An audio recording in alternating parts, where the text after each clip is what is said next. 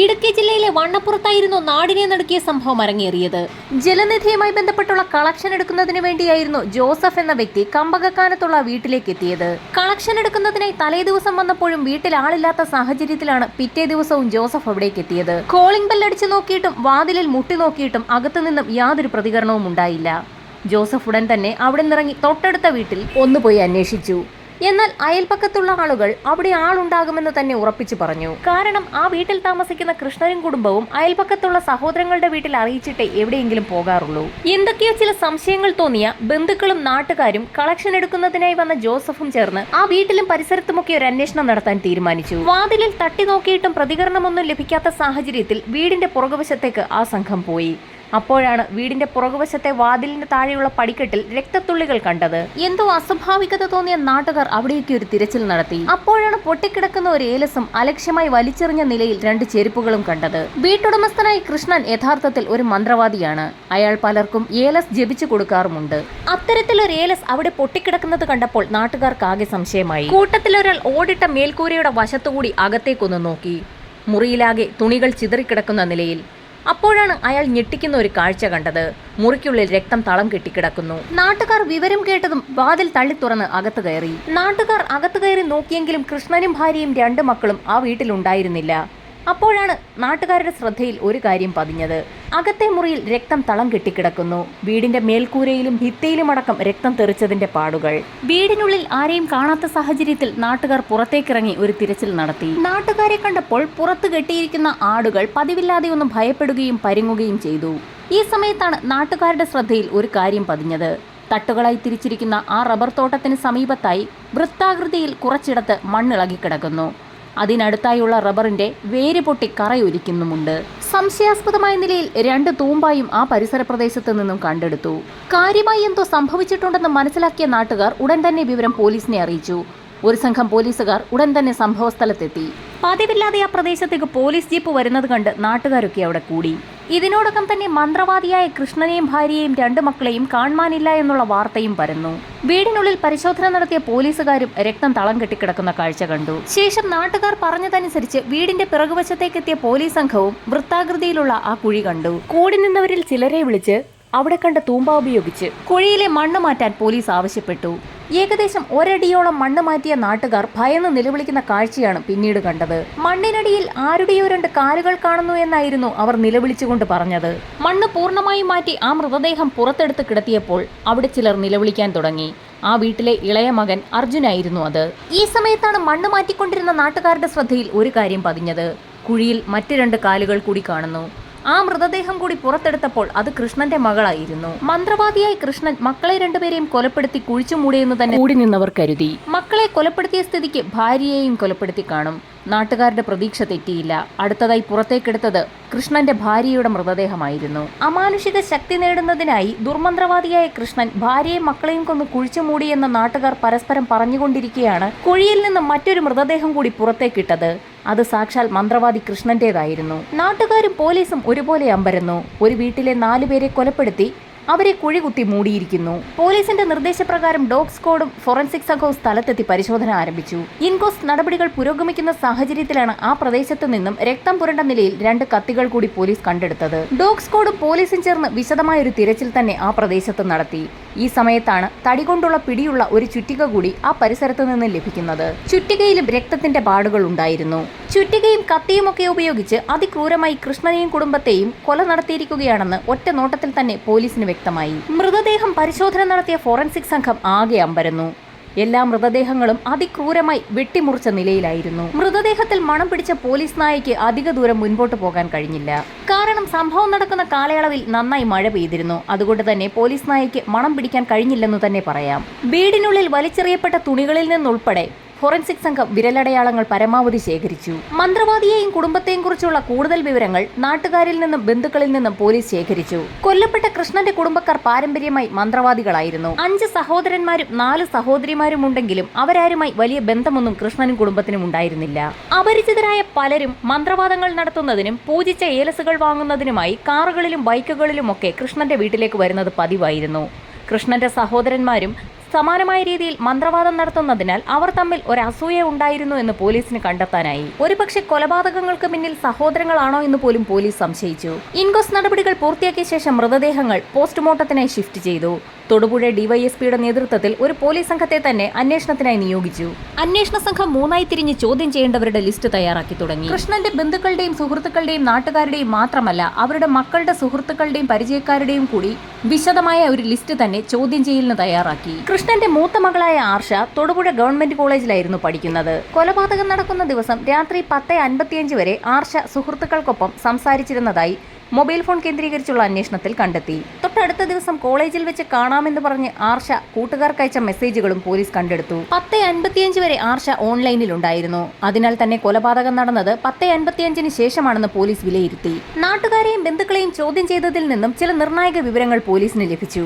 കൃഷ്ണൻ വളരെ പ്രസിദ്ധനായ ഒരു മന്ത്രവാദിയായതുകൊണ്ട് തന്നെ കാറിലും ബൈക്കിലും ഓട്ടോയിലുമൊക്കെ അയാളുടെ വീട്ടിലേക്കെത്തുന്ന ആളുകളെയും സമാനമായ തൊഴിൽ ചെയ്ത് ജീവിക്കുന്ന അയാളുടെ പരിസരവാസികളായ സഹോദരങ്ങൾ ശ്രദ്ധിച്ചിരുന്നു. കൂട്ടത്തിൽ താടി വെച്ച ഒരു പയ്യൻ കൃഷ്ണന്റെ വീട്ടിൽ കയറിയിറങ്ങുന്നത് പതിവായിരുന്നു. കൂടാതെ ആ പയ്യന്റെ ബൈക്കിന്റെ പിന്നിലിരുന്ന് കൃഷ്ണൻ പലപ്പോഴും യാത്ര ചെയ്യുന്നതും പരിസരവാസികൾ കണ്ടിട്ടുണ്ട്. കൃഷ്ണനുമായി വലിയ അടുപ്പമൊന്നും ഇല്ലാത്തതിനാൽ ആ പയ്യൻ ആരാണെന്ന് തങ്ങൾക്കറിയില്ല എന്നായിരുന്നു പോലീസിന് നാട്ടുകാർ നൽകിയ മൊഴി. ആ വീട്ടിൽ സ്ഥിരമായി വരാറുള്ള പയ്യൻ സംഭവം നടക്കുന്ന ദിവസങ്ങളിലും വന്നിട്ടുണ്ടോ എന്നറിയുന്നതിനായി പ്രദേശത്തുള്ള മുഴുവൻ CCTV ദൃശ്യങ്ങളും പോലീസ് ശേഖരിക്കാൻ തീരുമാനിച്ചു. എന്നാൽ സംശയാസ്പദമായ നിലയിൽ CCTV ദൃശ്യങ്ങളിൽ നിന്ന് ഒന്നും തന്നെ കണ്ടെത്താനായില്ല. ഈ സമയത്ത് ഒരു സംഘം പോലീസുകാർ പ്രദേശത്ത് നിന്ന് ലഭിച്ച ആയുധങ്ങൾ കേന്ദ്രീകരിച്ചും ഒരു അന്വേഷണം നടത്തി. കത്തിയും ചുറ്റികയും ഒക്കെ വിൽക്കുന്ന കടകൾ കേന്ദ്രീകരിച്ചായിരുന്നു ആദ്യത്തെ അന്വേഷണം. അന്വേഷണത്തിന്റെ ഭാഗമായി നിരവധി കടകൾ കയറിയിറങ്ങിയ പോലീസ് സംഘം അവസാനം ഒരു കടയിലെത്തി. അത് കത്തിയും മറ്റുമൊക്കെ ഉണ്ടാക്കി കൊടുക്കുന്ന ഒരാലയായിരുന്നു. കൃഷ്ണൻ പറഞ്ഞതനുസരിച്ച് ആ ആലയിൽ നിർമ്മിച്ച കത്തിയായിരുന്നു പോലീസിന് കൃഷ്ണന്റെ വീട്ടുപരിസരത്ത് നിന്ന് ലഭിച്ചത്. ഇതിൽ നിന്നും മന്ത്രവാദിയായി കൃഷ്ണന്റെ വീട്ടിൽ ഉപയോഗിച്ചുകൊണ്ടിരുന്ന ആയുധങ്ങൾ തന്നെ ഉപയോഗിച്ചാണ് കൊലപാതകം നടത്തിയതെന്ന് പോലീസിന് വ്യക്തമായി. ഇതേ സമയം തന്നെ കൃഷ്ണന്റെയും ഭാര്യയുടെയും മക്കളുടെയും കഴിഞ്ഞ 6 മാസത്തിലെ കോൾ ഡേറ്റ വിവരങ്ങളെക്കുറിച്ച് സൈബർ സെല്ലും അന്വേഷണം ആരംഭിച്ചു.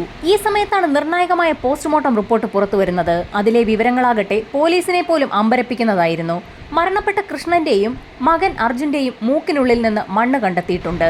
ഇതിൽ നിന്നും അവരെ രണ്ടുപേരെയും കുഴിയിലിട്ട് മൂടുന്ന സമയത്ത് അവർക്ക് ജീവൻ ഉണ്ടായിരുന്നു എന്ന് പോലീസിന് വ്യക്തമായി. ജീവനോടെ കുഴിയിലേക്കിട്ട് മൂടപ്പെട്ട സമയത്ത് രക്ഷപ്പെടുന്നതിനായി അവർ ആഞ്ഞ് ശ്വാസം വലിച്ച സമയത്ത് മൂക്കിനുള്ളിലൂടെ ശ്വാസകോശത്തിലേക്ക് മണ്ണ് കയറിയതാണ്. ഇതോടൊപ്പം തന്നെ മറ്റൊരു ഞെട്ടിക്കുന്ന വിവരം കൂടി പോസ്റ്റ്മോർട്ടം റിപ്പോർട്ടിലുണ്ടായിരുന്നു. കൃഷ്ണന്റെ ഭാര്യ സുശീലയും മകൾ ആർഷയും മരണപ്പെട്ടതിന് ശേഷം പീഡനത്തിന് ഇരയായിട്ടുണ്ട്. സുശീലയുടെയും ആർഷയുടെയും ശരീരത്തിലുണ്ടായിരുന്ന സ്വർണ്ണാഭരണങ്ങൾ കളവ് പോയിട്ടുണ്ട്. കൃഷ്ണൻ വളരെ തിരക്കുള്ള മന്ത്രവാദിയായതിനാൽ വീടിനുള്ളിൽ സ്വർണ്ണാഭരണമോ പണമോ ഒക്കെ ഉണ്ടാവേണ്ടതാണ്. എന്നാൽ പോലീസ് തിരച്ചിലിൽ വീടിനുള്ളിൽ നിന്നും സ്വർണമോ പണമോ ഒന്നും കണ്ടെത്താനായില്ല. ഒന്നുകിൽ മോഷണ ശ്രമത്തിനിടയിലുണ്ടായ കൊലപാതകങ്ങൾ, അതല്ല എങ്കിൽ കരുതിക്കൂട്ടി നടത്തിയ കൊലപാതകത്തിനൊടുവിൽ പ്രതികൾ മോഷണം കൂടി നടത്തിയതാവും. പോലീസിന് ആകെ സംശയമായി. കൊലപാതകം നടന്ന വീട്ടിൽ നിന്നും 20ഓളം വിരലടയാളങ്ങളായിരുന്നു പോലീസിന് ലഭിച്ചത്. അപരിചിതർ പതിവായി വരുന്ന വീടായതിനാൽ 20ലധികം വിരലടയാളങ്ങൾ അസ്വാഭാവികമല്ല.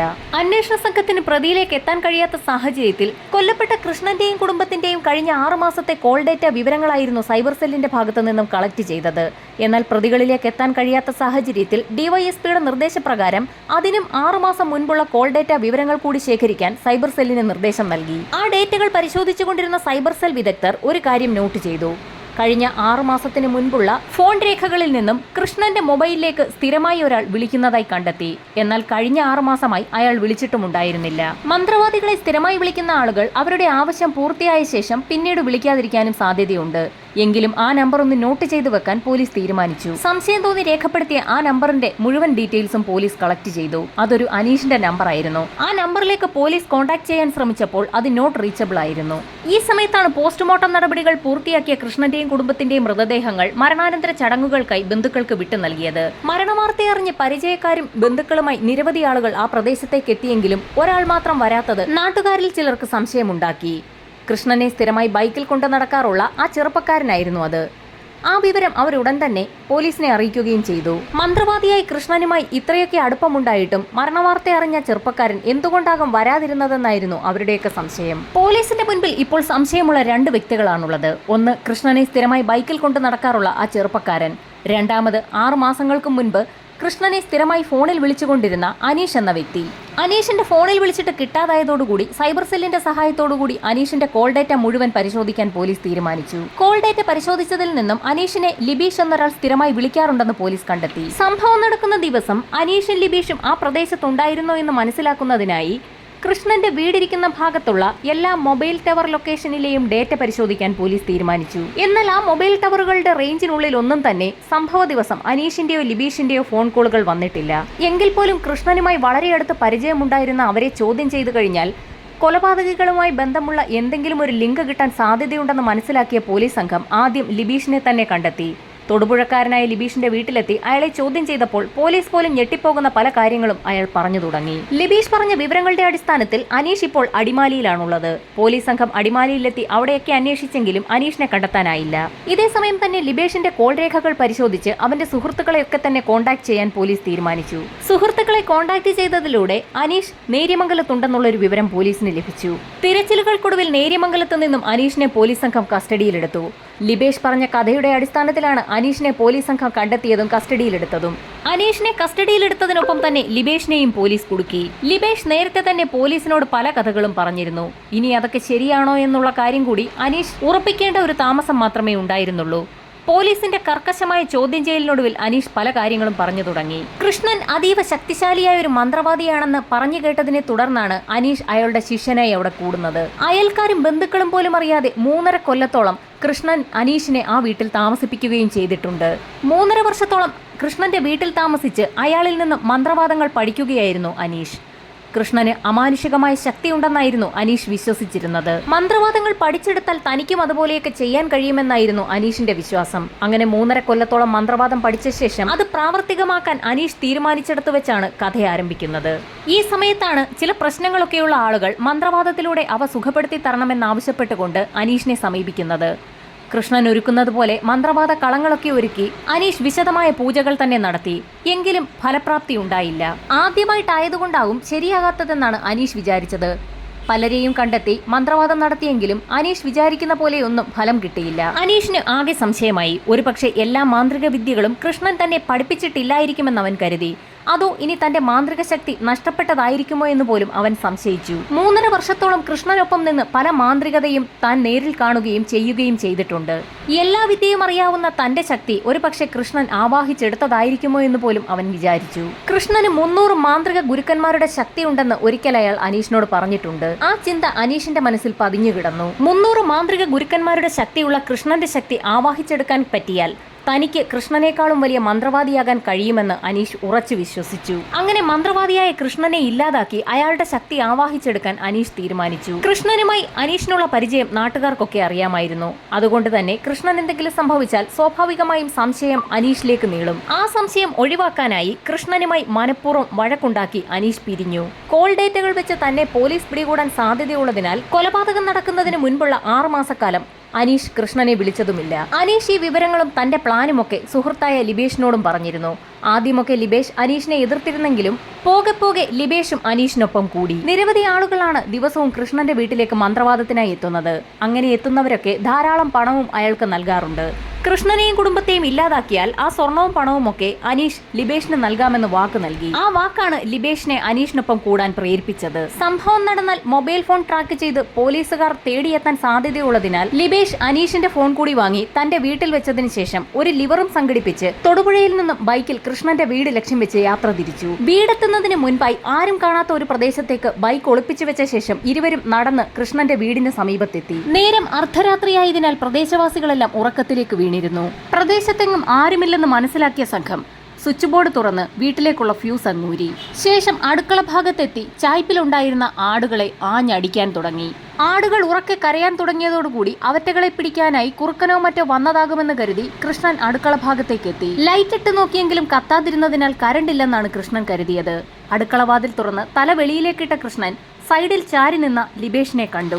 ആരാ എന്ന് ചോദിക്കാൻ കൃഷ്ണൻ വാ തുറന്നതും മറുവശത്ത് നിന്നിരുന്ന അനീഷ് കൃഷ്ണന്റെ തലയിലേക്ക് ആഞ്ഞടിച്ചു. വാതിലിന് ഇരുവശത്ത് നിന്ന അനീഷും ലിബേഷും കൂടി കൃഷ്ണനെ അടിച്ചു വീഴ്ത്തി. കൃഷ്ണന്റെ നിലവിളി കേട്ടുകൊണ്ട് അവിടേക്ക് ഓടിയെത്തിയ അയാളുടെ ഭാര്യ എന്താണ് സംഭവിക്കുന്നതെന്ന് മനസ്സിലാകാതെ പുറത്തേക്കിറങ്ങി. തറയിൽ വീണ് കിടക്കുന്ന കൃഷ്ണനെ പിടിച്ച് എഴുന്നേൽപ്പിക്കാൻ ശ്രമിച്ചതും ഇരുട്ടിൽ പതുങ്ങി നിന്ന ലിബേഷും അനീഷും കൂടി ആ സ്ത്രീയെ തലക്കടിച്ചു വീഴ്ത്തി. അകത്തെ മുറിയിൽ ഉറങ്ങിക്കിടക്കുകയായിരുന്ന ആർഷ ശബ്ദം കേട്ടുകൊണ്ട് ആ ഭാഗത്തേക്കെത്തി. അങ്ങനെ ലിബേഷിനെ കണ്ട ആർഷ അടുക്കളയിൽ നിന്നും വലിയൊരു പാത്രമെടുത്ത് ലിബേഷിന്റെ തലയിൽ ആഞ്ഞടിച്ചു. പെട്ടെന്നുള്ള അടിയേറ്റ് ലിബേഷ് ഒന്ന് പതറി. അപകടം മണത്ത ആർഷ അവിടെ നിന്നും ഓടി രക്ഷപ്പെടാൻ ശ്രമിച്ചപ്പോൾ പിന്നാലെ പാഞ്ഞെത്തിയ അനീഷ് ആർഷയെ പിടികൂടുകയും വാ പൊത്തിപ്പിടിക്കുകയും ചെയ്തു. മരണവിപ്രാളത്തിലായിരുന്ന ആർഷ അനീഷിന്റെ കയ്യിൽ ആഴത്തിൽ കടിച്ച് പരിക്കേൽപ്പിച്ചു. ഈ സമയത്ത് ലിബേഷ് ആർഷയെ അടിച്ചു വീഴ്ത്തി. ഈ കാഴ്ചകളൊക്കെ കണ്ടുകൊണ്ട് ഭയന്ന് വിറച്ചുകൊണ്ട് അവിടേക്ക് വന്ന അർജുനെയും അവർ അടിച്ചു വീഴ്ത്തി. ആർഷയ്ക്കും അർജുനും അനക്കമില്ലെന്ന് മനസ്സിലാക്കിയ സംഘം പുറത്തേക്കിറങ്ങി മുറ്റത്ത് കിടക്കുകയായിരുന്ന കൃഷ്ണനെയും ഭാര്യയെയും വലിച്ചിഴച്ച് അകത്തു കൊണ്ടുവന്ന് കിടത്തി. ശേഷം ഇരുവരും വാതിലടച്ച് പുറത്തിറങ്ങി അവരുടെ ബൈക്ക് ഇരിക്കുന്ന പ്രദേശം ലക്ഷ്യമാക്കി നടന്നു. ആരും അറിയാതെ കുറച്ചു ദൂരം ബൈക്ക് ഉരുട്ടി പിന്നീട് അതിൽ കയറി അവിടെ നിന്നും സ്ഥലം വിട്ടു. പോകുന്ന വഴി അനീഷ് പറഞ്ഞത് പ്രകാരം അനീഷിന്റെ ഒരു സുഹൃത്തിന്റെ വീടിന് മുൻപിൽ അവനെ ഇറക്കുകയും തുടർന്ന് ലിബേഷ് തൊടുപുഴയിലേക്ക് പോവുകയും ചെയ്തു. പിറ്റേ ദിവസം രാത്രിയിലും ഇരുവരും ആരും അറിയാതെ കൃഷ്ണന്റെ വീട്ടിലെത്തി. പുറകുവശത്തെ വാതിൽ തുറന്ന് അകത്തു കയറിയ സംഘം ഓരോ മൃതദേഹമായി പരിശോധിച്ചു തുടങ്ങി. ആ സമയത്താണ് അർജുന് ജീവനുണ്ടെന്നവർക്ക് മനസ്സിലായത്. അത് മനസ്സിലാക്കിയതും അടുക്കളയിൽ നിന്നൊരു കത്തിയെടുത്ത് അർജുന്റെ തലയിൽ ആഞ്ഞുവിട്ടി. ആർഷയുടെയും സുശീലയുടെയും ആഭരണങ്ങൾ ഊരിയെടുത്ത സംഘം അവരുടെ മൃതദേഹങ്ങളെ പോലും വെറുതെ വിടാതെ ദുരുപയോഗം ചെയ്തു. മുറികളിലെ അലമാരകളിൽ സൂക്ഷിച്ചിരുന്ന പണവും സ്വർണവുമൊക്കെ ഇതിനോടകം തന്നെ സംഘം കൈക്കലാക്കി കഴിഞ്ഞിരുന്നു. വിലപിടിപ്പുള്ള സാധനങ്ങളെല്ലാം കൈക്കലാക്കിയ ഇരുവരും പുറത്തിറങ്ങി റബ്ബർ തോട്ടത്തിനോട് ചേർന്ന് ഒരു കുഴിയെടുത്തു. മന്ത്രവാദിയായ കൃഷ്ണനെ തന്നെ ആദ്യം കുഴിയിലേക്ക് കൊണ്ടിട്ടു. ഈ സമയത്താണ് അയാൾക്ക് അനക്കമുണ്ടെന്ന് അവർക്ക് മനസ്സിലായത്. അത് മനസ്സിലാക്കിയ സംഘം മൺവെട്ടിയുടെ കൈകൊണ്ട് കൃഷ്ണന്റെ തലയിലേക്ക് വീണ്ടും ആഞ്ഞടിച്ചു. അയാളുടെ മരണം ഉറപ്പാക്കി. സുശീലയുടെയും ആർഷയുടെയും അർജുന്റെയും മൃതദേഹങ്ങൾ അതേ കുഴിയിലേക്ക് തന്നെ ഇട്ടു. ആ സമയത്താണ് അർജുൻ അനങ്ങുന്നതായി അവർക്ക് മനസ്സിലായത്.